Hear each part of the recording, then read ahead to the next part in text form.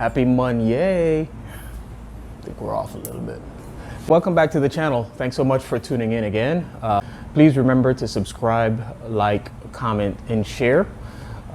Today we're actually gonna kind of like get back to the roots of the channel a little bit. The information that I have, I didn't make it up, and it was paid forward to me.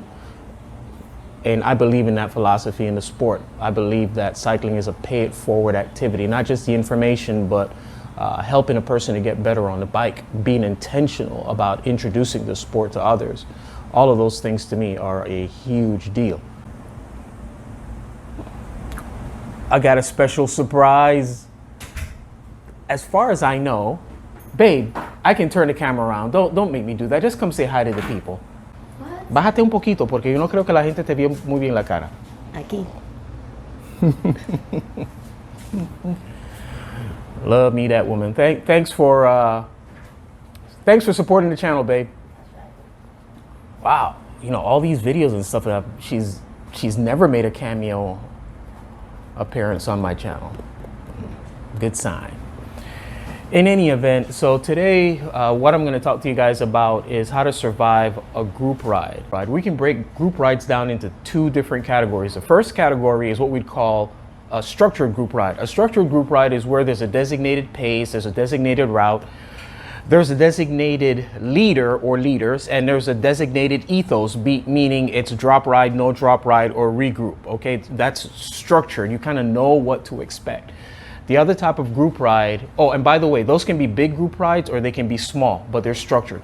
The other type of group ride is what we'd call unstructured. Unstructured is more like you and your friends get together and you're like, we're gonna meet up here at 7:30. We're gonna go for a ride, pedals up until 8:15. You just relax. You guys we're gonna go for 40 miles, and halfway we'll see how we feel, and then decide from there. You're just riding with friends. There can also be unstructured group rides where it's a big group ride that generally has a normal start time and kind of a normal route, but there's no designated leader. It's just kind of like a community thing. Like we have a ride here in South Florida. It's called the Taft Street Ride. It's a huge ride. It happens every Sunday at 8 o'clock. The route is pretty much the same thing, but it's not structured because there's no designated pace. It's more kind of like an unsanctioned race. There's no leader. There's definitely no leader to that ride. It's just a bunch of people. They're going and they're kind of like going at it for about 30 or 40 miles. So those are the two types: structured, unstructured. Now, things that you should know before you decide to get involved in any ride, particularly if it's a structured group ride, is make sure you know the route, make sure you're familiar with the route, you're familiar with the terrain, and make sure that as they post their pace, that it's something that you can handle. Like if they say we're going 18 to 21, if you're averaging 16, 17, that's not the ride for you, okay? So make sure that you're comfortable there, because you don't want to be the guy that the whole group is waiting up because you can't keep up, or even in situations where it's a no drop ride, you don't want to be a drag on the group.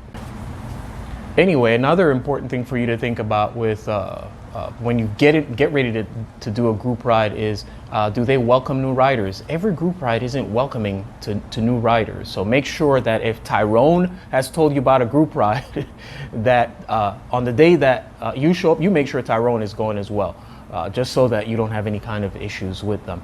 Next important thing is equipment, making sure that you have the right equipment for the group ride.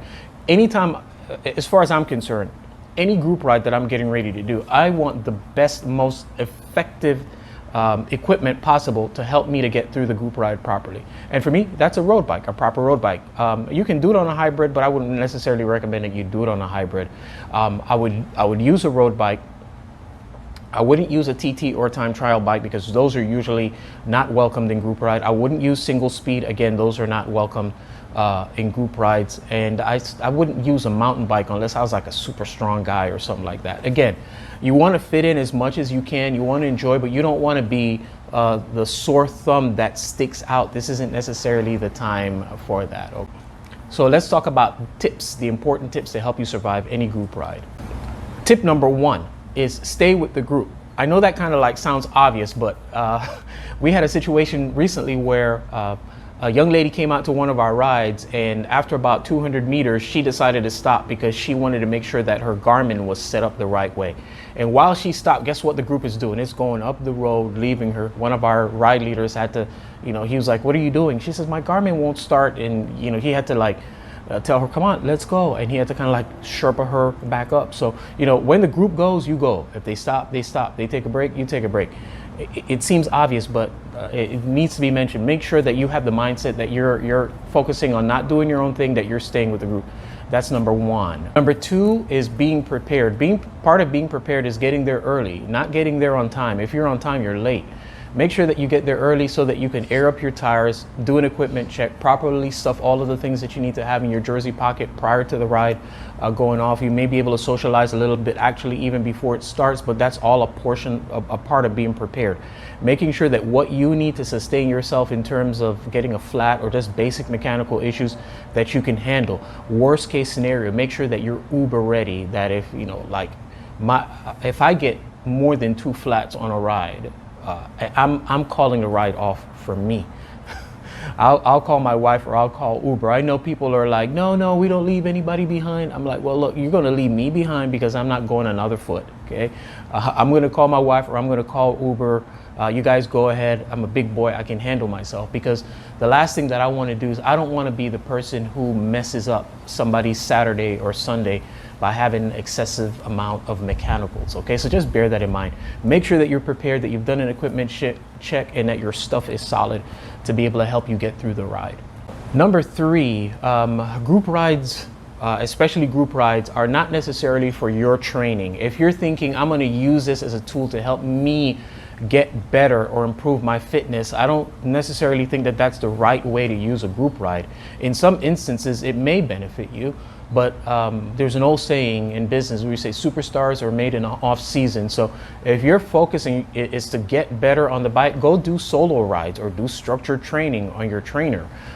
Use your rollers to help you build up better cycling skill and souplesse. I've been trying to work the word souplesse into more of my videos. Look it up. It's a French cycling term, and you probably use it too. Or go, you don't want to ride solo on the road, find a nice path or go do some gravel riding, but avoid using group riding for your training or to improve your fitness. Next, if you're going to do group riding, you have to make sure that you're comfortable holding the wheel. And by holding the wheel, I mean that you are comfortable in a pace line with about a wheel length's distance between you and the rider in front of you. Anything more than that, you're going to get riders who are going to start to come around you, because not only are you messing up the draft for yourself, you're starting to mess up the draft for the riders behind you, and nobody wants to see an excessive gap. So make sure that you're comfortable holding the wheel, make sure that you're comfortable cornering, make sure that you're comfortable with riders being close to you. Sometimes I've seen group rides start out as a double pace line, and then they turn into a peloton where you're pack riding. Everybody isn't comfortable with that. Make sure that you're comfortable being able to do that so that you don't become a hindrance to the group. Next and last is behave yourself. There's this somebody told me there's a comedian who points out things that people do that are just common sense off in society, and he says, who raised you? So you don't want to be out on a group ride doing things where people are like, man, who raised you? Where'd you learn how to ride your bike? So behave yourself. It's not your group ride. You're a guest at somebody's group ride. So whatever the philosophy of the ride is, make sure that you follow that. Don't suggest changes in speed. Don't suggest a different route because you go here all the time. Just be a good guest. Another part of behaving yourself is you're riding in the pace line, your second wheel, somebody pulls off and you decide that you don't want to take a pull. That's not the time for you to decide that. Don't pull off with the person who's pulling off, because what you're going to do is you're going to screw up the people behind you, because nobody's expecting you to do that. If you don't want to take a pull, just make sure that as the rotation is taking place, that you pull up, pull through, pull off, pull up, pull through, pull off. Don't stay up there, but most importantly, don't even get to the front if your intention in a rotating pace line is not to take a pull at all. That's part of behaving yourself and just being a good guest. Another part of behaving yourself is don't be too chatty. It's okay to exchange pleasantries and compliments and respond to compliments, But please don't be the person who just goes off on a diatribe. People don't like that. They want to focus on their riding. Like if you come up to me and you start trying to have a conversation with me on a group ride, you may get 2 words out of me if the ride is on, but beyond that, you're not going to get much more out of me. So that's it, guys. Tips on how to survive a group ride. Don't be intimidated by it. I recommend that you get out there and try it. It's great fun. You'd be amazed at just the camaraderie and the sense of accomplishment that you build in getting out there and doing group rides. So if you haven't done one, I recommend that you try one. If you have done one, use this as a checklist and make sure that you're doing the right things, and most importantly, that you're behaving yourself. Okay, guys, so that's it. Our focus of the channel, as always, is to inform, instruct, inspire. I hope that we have done that. Guys, it's Monye. Be blessed.